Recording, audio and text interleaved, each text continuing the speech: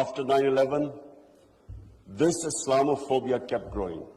And the reason was, I'm sorry to say, that we, the Muslim countries, did not do anything to check this wrong narrative.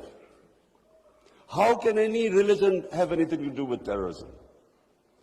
How was Islam equated with terrorism? And once that happens, how is the man in the street in Western countries, how is he supposed to differentiate between a moderate Muslim and a radical Muslim? How can he differentiate? Hence, this man walks into a mosque and shoots everyone he could. Unfortunately, what should have been done and wasn't, the heads of Muslim countries should have taken a stand on this. But instead, a lot of our heads of state kept saying things like, well, we are moderate. The moment you say you're a moderate Muslim, you automatically say that there is some extreme form of Islam. Our head of state at the time, after 9/11, he coined a phrase called enlightened moderation. I understand English better than most. I still don't know what it means. Enlightened moderation was a term to appease those who were relating terrorism to Islam.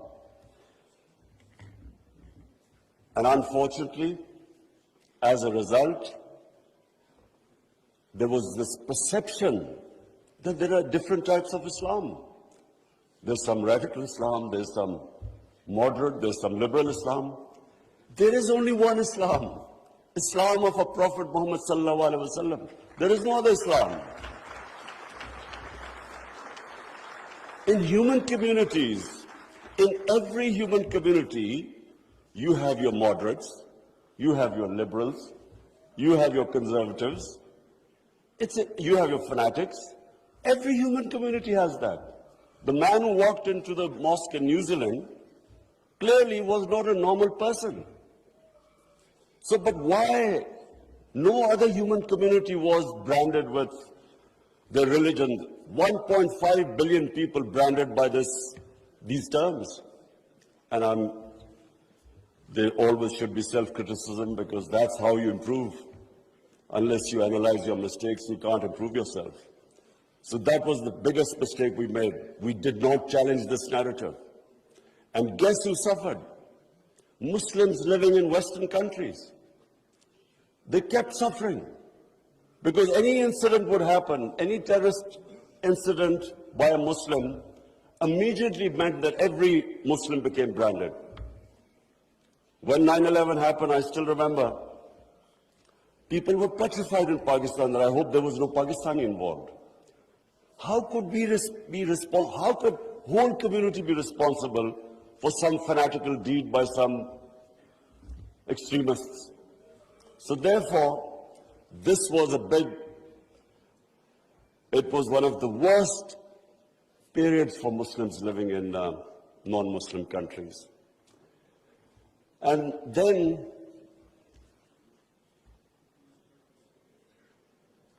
in 1989, there was a book called Satanic Verses, written by a Muslim who knew, because he came from a Muslim family, he knew the reaction in the Muslim world, amongst the Muslims, if he insulted or mocked or ridiculed our Holy Prophet, peace be upon him.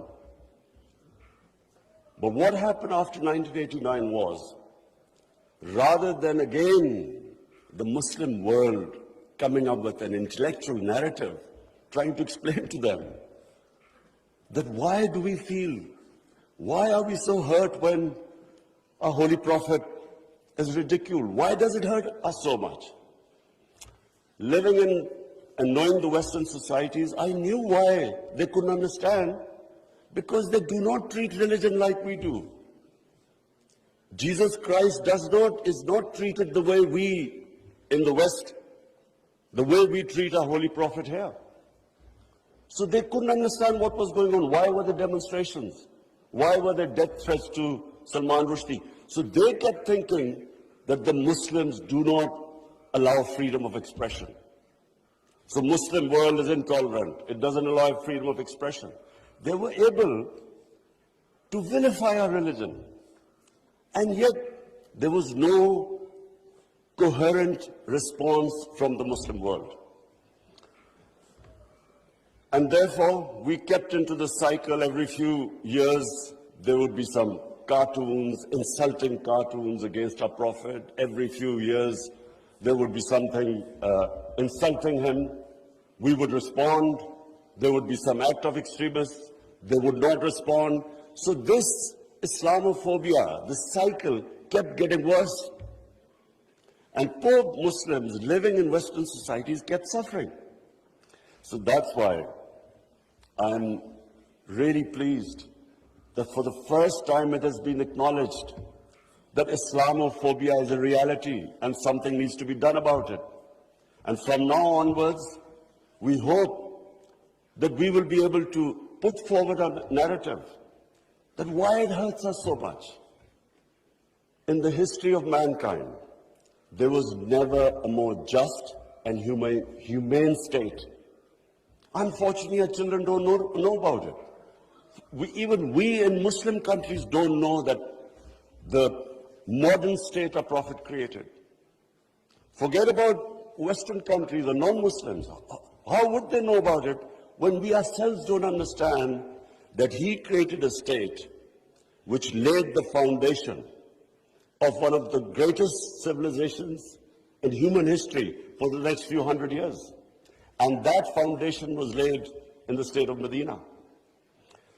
So what was that foundation? This is again what most people don't understand. And I'm glad that Foreign Minister Wang Yi is here, because I want people to understand what was it that caused this great revolution, one of the greatest revolutions of all times. The state of Medina was one of the greatest revolutions. What was it? Number one, our Prophet was given the title in our holy book, the Quran, as Rahmatul lil Alameen, mercy for mankind, not mercy for Muslims. He came as a mercy for mankind. He came to unite mankind, not divide mankind.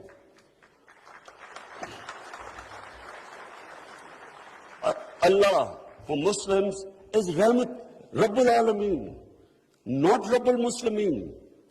We do not understand, we Muslims don't understand the great mission our Prophet came in this world for, to unite humanity. The Charter of Medina was signed with Jews, with Christians, with Sabians, and with pagans. All became part of a human community. We don't even realize that in 10 years which the Prophet came to Medina and then he left this world, people think that it was, through conquests and through the sword. Hardly anyone knows that in these 10 years, there were only about 1,200 people who were killed in battles. In these 10 years, 1,200 people died and Islam spread all over Arabia. So it was a revolution of ideas. He created a new system. So the state of Medina, he created the best rule of law. The basis of a civilized society is rule of law. He's saying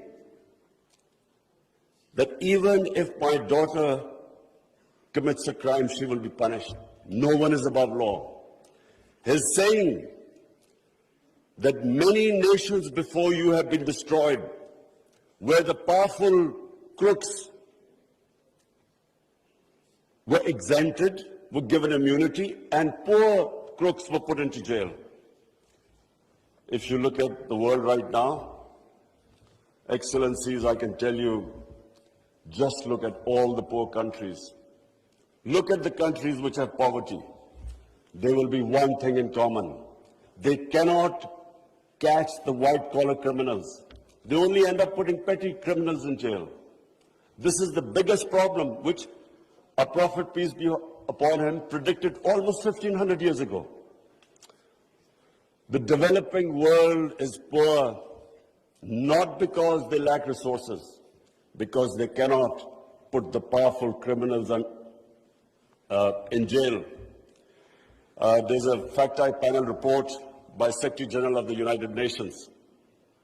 According to this report, and this will shock all of you, that every year, $1.6 trillion leave the poor countries and end up in tax havens and in the developed world.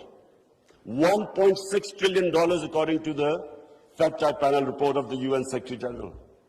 Just imagine what is going on. Poor countries are being robbed simply because we cannot put the powerful criminals in jail. We cannot bring them under the rule of law. This is what our prophet predicted. And this was the state of Medina where he set up this system of rule of law, no one above. And two of the first four Khalifas, two of the first four heads of state of Medina ended up in court of law.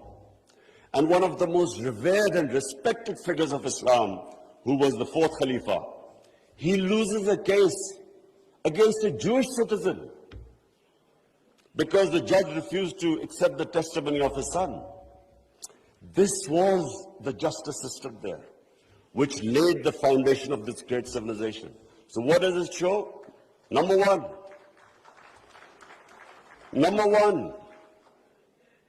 that minorities were equal citizens. They were equal citizens in front of law. There was no discrimination. Secondly, it shows that a common citizen could win a case against the head of state.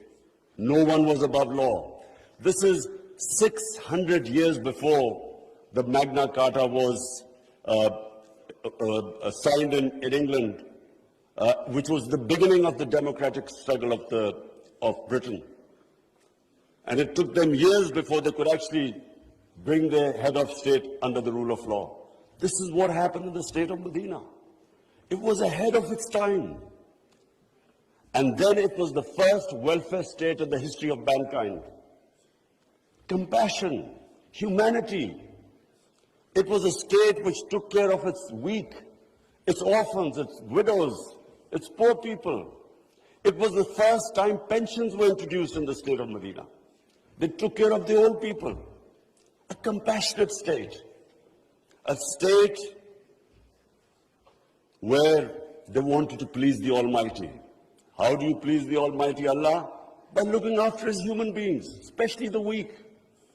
This is what happened in the state of Medina.